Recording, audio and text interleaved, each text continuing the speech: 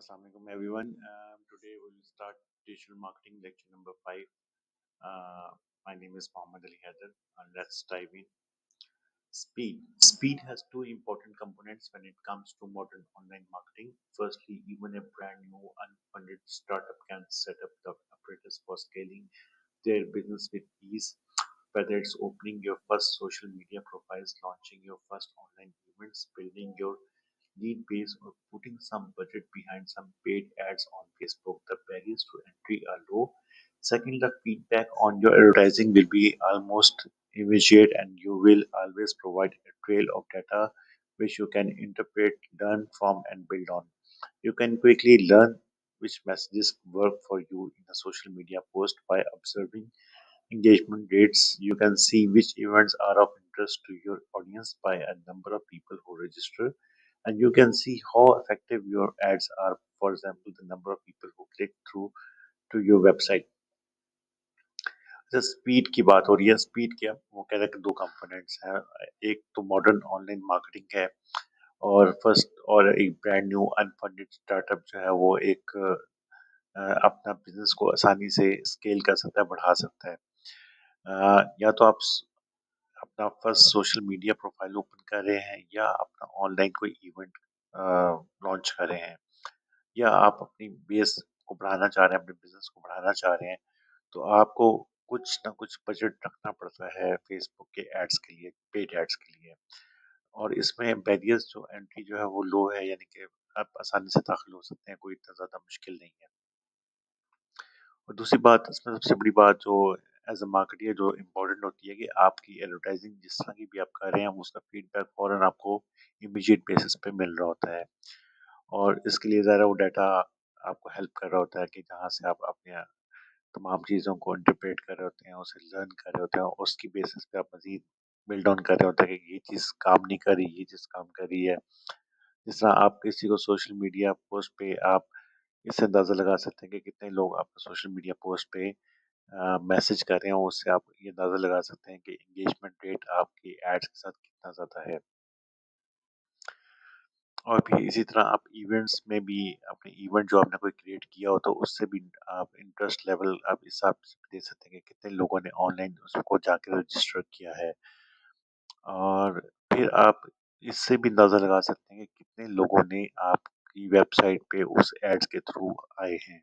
यानी कि इन तमाम चीज़ें, ये तमाम फ़िल्टर्स यानी कि आपको हेल्प कर रहे होते हैं कि like engagement rates, click through ad, और इसी तरह जो कितने लोगों ने आपके इवेंट्स के लिए आपको रजिस्टर किया। इन तमाम चीज़ों से एंगेजमेंट रेट्स के ज़रिए आप अंदाज़ा लगा सकते हैं कि कितनी ज़्यादा आपकी जो एड्स की जो स्ट्रैटेजी है वो इफ़ेक्टिव है, ऑनलाइन एड्स की। Cost, taking out a full page ad in a national newspaper or launching a TV ad will set you back thousands. You can launch ads at a national or international level on platforms like Google, Facebook, Quora, Reddit, or Twitter for the budget of your choosing, and you will get rapid feedback on the success of the campaign. Setting up social media profiles is free except for the non significant time required to nurture and grow them. And there are plenty of CRM tools with free and low cost plans with which you can start to build out an email database. Again, comprehensive modern marketing apparatus can be set up extraordinarily quickly and at lower cost than ever before. अब ज़ाहिर है कोई भी आप national newspaper पे या कोई national TV पे कोई भी आप ऐड देते हैं, तो वो आपको हज़ारों का, लाखों का वो ऐड पड़ता है। लेकिन आप नेशनल और इंटरनेशनल लेवल पे ईज़िली जा सकते हैं किन प्लेटफ़ॉर्म्स के थ्रू थ्रू गूगल के ज़रिए, फ़ेसबुक के ज़रिए, कोरा के ज़रिए, रेडिट के ज़रिए, या एक्स जो ट्विटर जिसका पुराना नाम था। डिपेंडिंग अपॉन कि कितना बजट आप चूज़ कर सकते हैं।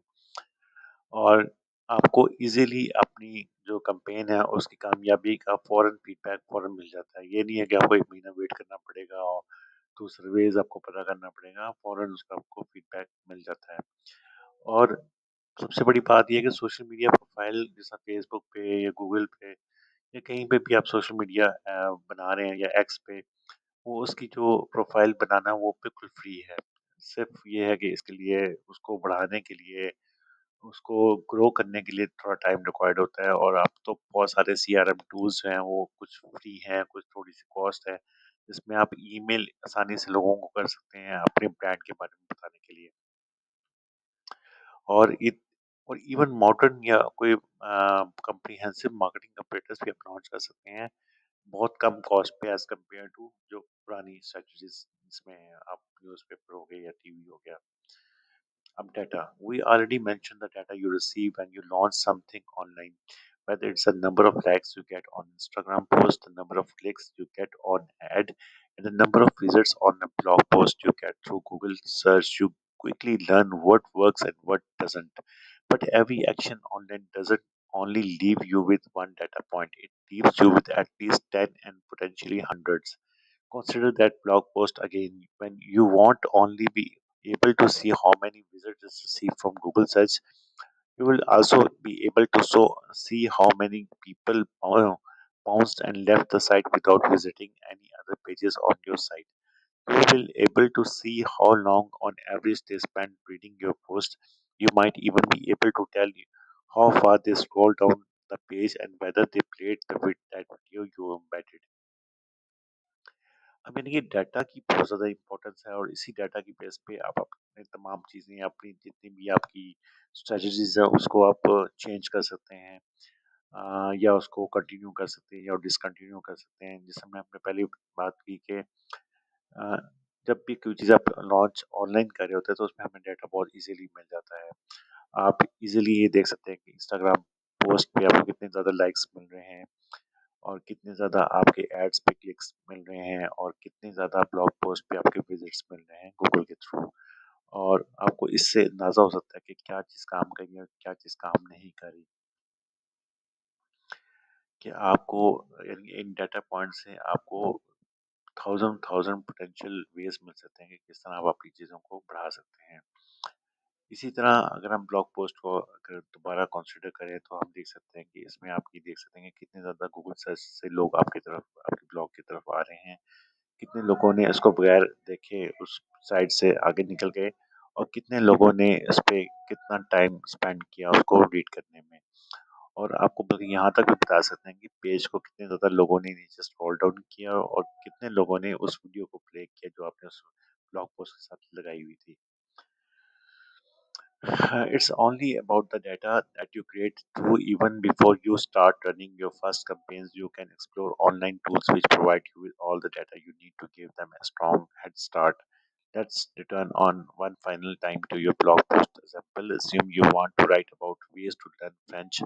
If you were to create an account on Ahrefs.com, and SEO search engine optimization resource to search keywords and website performance, you will be able to see the search terms related to learning French, which have the biggest search volumes, as well as how much competition there is on each of the terms. In this way, you can use data both before and after the campaign launch to optimize its performance. As we will learn in the next section, these ethos of constant data driven improvements and optimization is integral to a digital marketer's success. अब कोई भी data जब आप update कर रहे होते हैं तो आप उसकी कुछ आप कह सकते हैं टेस्ट कैंपेन चलाते हैं, ताकि वो आपको कुछ डाटा प्रोवाइड करे कि आप किस तरह अपनी कैंपेन्स को एक स्ट्रॉन्ग हेड स्टार्ट दे सकते हैं। अ, जिस तरह कि हम अगर हम लास्ट हमने ब्लॉग की मैंने आपको एग्जांपल दी थी उसकी तरफ अगर हम देखें तो हम सपोज आप एक आर्टिकल लिखना चाह रहे हैं फ्रेंच के हाउ टू लर्न फ्रेंच। उसमें आप एक अकाउंट बनाते हैं reeves.com, जो कि एक सर्च इंजन ऑप्टिमाइजेशन रिसोर्स है, जहाँ पे आप कीवर्ड्स और वेबसाइट परफॉर्मेंस को सर्च कर सकते हैं। यहाँ पे आप अपने लर्निंग फ्रेंच के हवाले से आपने उसको सर्च करते हैं कि इसमें बिगेस्ट सर्च वॉल्यूम्स क्या है, यानी कि लोग इसके हवाले से ज़्यादा चीज़ें क्या सर्च कर रहे हैं, और कितना ज़्यादा तमाम टर्म्स पे कंपटीशन है, यानी कि फ्रेंच के हवाले से और ज़्यादा कितने लोगों ने इस पे लिखा है और कितने ज़्यादा इस पे कंपटीशन है। और इस तरह आप इजीली जो है वो अपनी कैंपेन से पहले और कैंपेन के लॉन्च करने के बाद आप इजीली अपनी परफॉर्मेंस को ऑप्टिमाइज कर सकते हैं इस तरह से। और हम नेक्स्ट सेक्शन में जाएंगे, वहाँ पे हम देखेंगे डाटा को हम किस तरह इम्प्रूव कर सकते हैं और किस तरह और किस तरह ये एक डिजिटल मार्केटिंग की कामयाबी का एक इंटीग्रल हिस्सा है। अब टारगेटिंग, अब ज़ाहिर है कोई भी चीज़ हम बात कर रहे हैं तो उसमें टारगेट करना खास तौर पर डिजिटल मार्केटिंग के लिए बहुत ज़्यादा इंपॉर्टेंट है। Closely linked to data, we have the topic of targeting. When we talk about targeting in marketing, we are referring to the process of breaking the market into smaller segments that share similar characteristics. Typically, we use targeting to address a specific audience with a specific message at a specific time in order to influence an action, whether that's signing up for a newsletter or purchasing a pair of sneakers. You may use demographics, behavioral, geographic, or psychographic data to select and segment your target groups. Want to sell that flashy new pair of sneakers? Well, perhaps you need to target college kids who have an interest in sports and who have a history of buying clothes online. अब वो कह रहे हैं कि data की मदद से हम एक डिजिटल मार्केटिंग क्रिएट जो है वो टारगेटिंग बड़ी इजी हो जाती है। अब हम बात करें टारगेटिंग की तो मार्केटिंग में तो हम लोग इसको स्मॉल सेगमेंट्स में या सिमिलर कैरेक्टरिस्टिक्स में इसको हम डिवाइड करते हैं। जिस तरह हम एक स्पेसिफिक ऑडियंस को एक स्पेसिफिक मैसेज देते हैं स्पेसिफिक टाइम में ताकि वो अपना कोई एक्शन उसके हवाले से वो ले सके, जैसे कि न्यूज़लेटर के साइनिंग अप के लिए या एक पेयर ऑफ स्नीकर्स को परचेज करने के लिए। उसके लिए आप डेमोग्राफिक्स यूज़ करते हैं जिसमें हम देखते हैं कि एज, सेक्स और ये इस हवाले से चीज़ें देख रहे होते हैं कि एक एरिया में किस तरह के लोग पाए जाते हैं, क्या उनकी एज है, क्या उनकी अर्निंग वो है, पावर है, क्या उनकी वो कितने ज़्यादा उसमें मेल पाए जाते हैं, कितनी फीमेल्स पाई जाती हैं, उनके क्या बिहेवियर्स हैं और मसलन अमेरिका में किस जगह पे पाए जाते हैं या पाकिस्तान में किस एरिया में पाए जाते हैं। साइकोग्राफिक डाटा कि उनकी सोच क्या है, किस हवाले से वो लोग सोच रहे हैं इस हवाले से। इस तरह आप अपने टारगेट्स ग्रुप को सिलेक्ट कर सकते हैं और अपने सेगमेंट्स को चूज कर सकते हैं। जैसा अब मैं एग्जांपल देता हूँ कि अपने न्यू पेयर ऑफ स्नीकर्स लेते हैं और बहुत वो फ्लैशी है तो ज़ाहिर है उसके लिए आप किसको टारगेट करेंगे? कॉलेज किड्स को जो कि जिनका स्पोर्ट्स में इंटरेस्ट भी है और वो ऑलरेडी आप ऑनलाइन देख भी सकते हैं कि उसकी वो लोग कुछ उन्होंने ऑलरेडी कोई बाइंग की हो जैसा कपड़े हो गए और चीज़ें हो गई। तो इस तरह से टारगेट करना बहुत आसान हो जाता है। टारगेटिंग का मतलब क्या है कि आप एक स्पेसिफिक ऑडियंस की तरफ जा रहे हैं और एक स्पेसिफिक मैसेज के साथ जा रहे हैं और एक स्पेसिफिक टाइम के साथ जा रहे हैं और इन तीन चीज़ों के साथ फिर क्या हो गया कि ज़ाहिर है जब ये तीन चीज़ें ठीक होंगी तो क्या होगा कि आप ऑडियंस को इन्फ्लुएंस कर सकेंगे कि वो आप जो आप उनसे एक्शन करवाना चाह रहे हैं लाइक एक पेयर ऑफ स्नीकर उनसे दिलवाना चाह रहे हैं, उनसे परचेज करवाना चाह रहे हैं या आप एक न्यूज़ लेटर से साइनिंग अप करवाना चाह रहे हैं तो वो ये चीज़ें कर सकें। And yes, you guessed it, digital marketers has made targeting ever more accurate and ever more effective. How? We would just think about the amount of information that social media platforms can generate from your online behavior, the celebrities you follow, the post you like, the post you share, and consider how much can be learned from your browsing behavior. It's probably not unusual for Google to know we are planning a holiday before our partners do. We start searching longingly for our beach holiday, and next day you start seeing ads for Bermuda shorts. It's not a coincidence.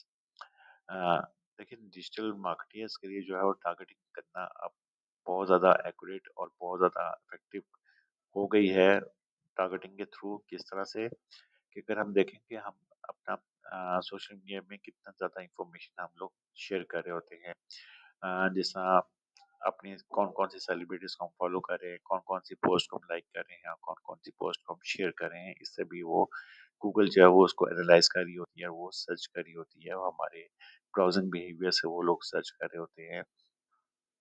मसलन आप एक जगह पे holiday plan कर रहे हैं, जैसे आजकल जैसा छुट्टियाँ चल रही हैं, तो आप अपने स्पाउसेस को या अपने पार्टनर्स को बताने से पहले ही वो गूगल को पता चल जाता है कि आप क्या चीज़ प्लान कर रहे हैं हॉलिडे के हवाले से।